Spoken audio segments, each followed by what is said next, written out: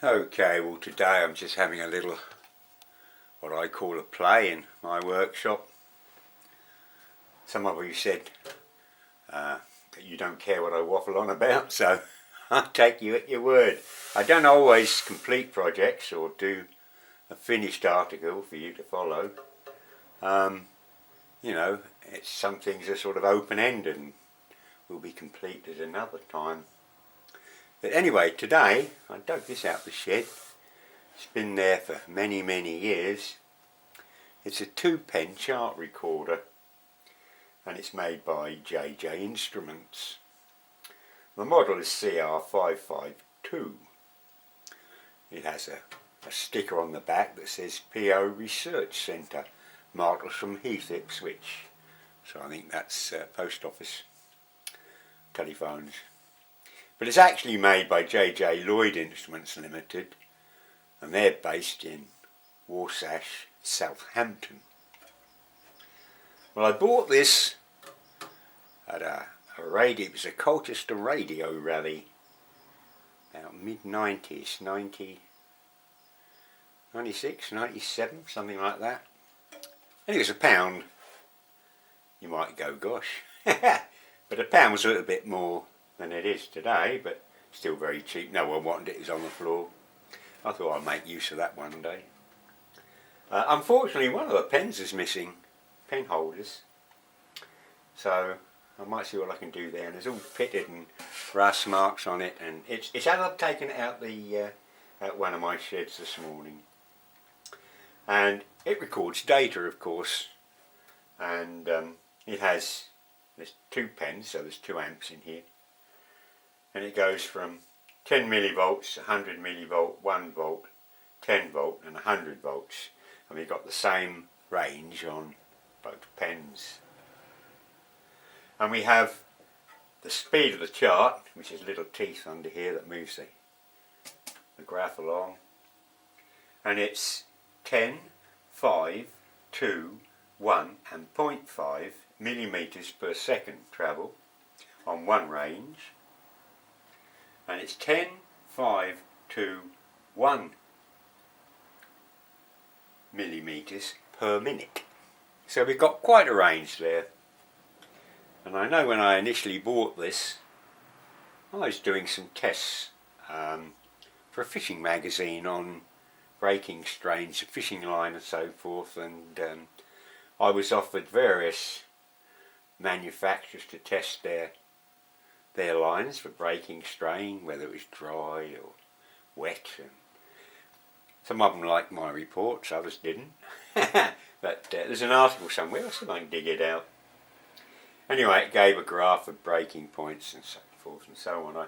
I connected this up to a small strain gauge and then a motor and a screw, and we drew out the line. It can be used for all sorts of things, of course. Nowadays, we record data on a chip, on a SIM card, you know, whatever. But it's not the same, doing it on the computer screen. But there's something nice about this old hat stuff. And so I'm going to give this a little bit of a birthday. And whether I'll sell it or not, I don't know. Or perhaps you might like to think of some projects that this could actually be put to. I'll give that some thought. Anyway, it does work. Switch it on, the light comes off. These bars here are pen lifts. If I switch that, they go up and down and move the pen up and down on the graph paper. I can adjust, I'll get my hand out of the way. You can zero these up there, and as I say, the speeds, can you hear that ticking? That's on 0.5 millimeter per second that this paper is travelling this way. That's 1 millimeter, that's 2, that's 5, and that's 10.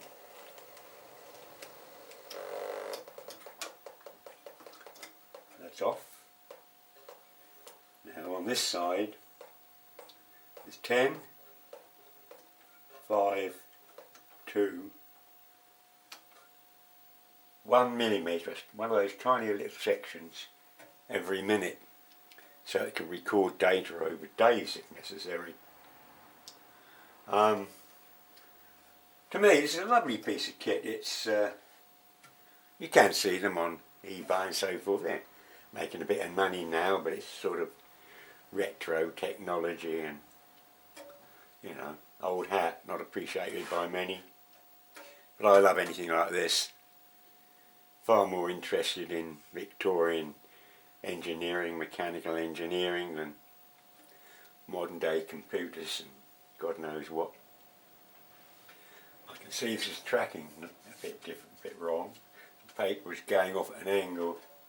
I suspect it's been dropped on the wrong tooth. There's two little toothed wheels under here, each side. Let's take that off and move that over to there. It should track better now. Put that back. Don't know how well this is going to clean up, but you're probably saying, why bother? Well, idiots like me bother. Let's try that. Go on, away you go. Oh no, that's too slow.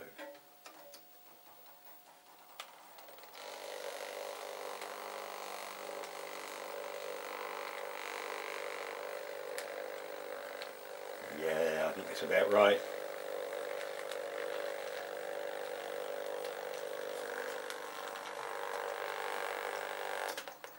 Yep, I'm happy with that. So, let's see how we get on.